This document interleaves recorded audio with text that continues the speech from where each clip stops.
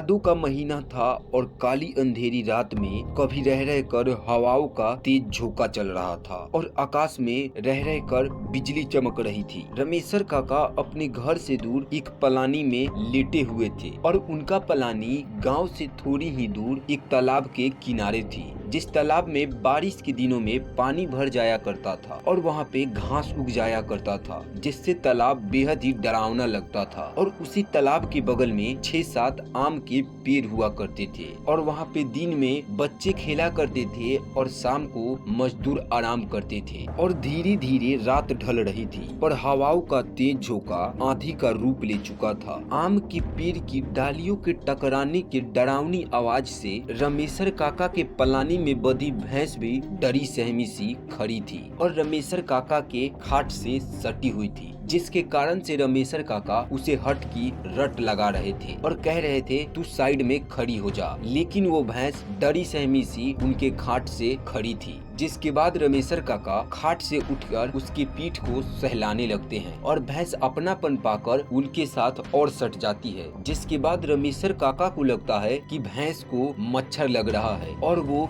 धुआं करने लगते हैं और वो फूंकते फूंकते पलानी में धुआं कर देते हैं और थोड़े ही देर बाद वो घास लहरने लगती है और पलानी में एक प्रकाश फैल जाता है। और तभी रमेशर काका की नजर उस खाट पे पड़ती है जिस खाट पे एक औरत बैठी हुई थी और तभी रमेशर काका के शरीर में एक बिजली कूद गई और उसके साथ ही आकाश में बिजली कड़की और एक तेज प्रकाश फैल जाता है। और रमेशर काका डरने वालों में से तो नहीं थे, पर पता नहीं क्यों रमेशर काका को भी उस दिन डर लग रहा था। वो डरते हुए और घास फूस लाते हैं और उस आग पे रख देते हैं और वो फूकने लगते हैं और वो फूकते फूकते उसे पूरा लहरा देते हैं। जिसके बाद फिर पलानी में उजाला फैल जाता है और वो औरत उस उजाले में साफ साफ दिखाई दे रही थी। जिसके बाद रमेशर काका उस आग के पास बैठे बैठे हाक लगाते हैं और जोरों से चिल्लाते हैं और कहते हैं तुम कौन हो। और उधर से कुछ आवाज ना आने पर रमेशर काका सन रह जाते हैं और वो कुछ बुदबुदाते हुए खड़ा होते हैं और आग से कुछ दूर जाकर ना ही तो वो खाट की तरफ बढ़ पाते हैं और ना ही तो पलानी से बाहर निकल पाते हैं। और तभी अचानक से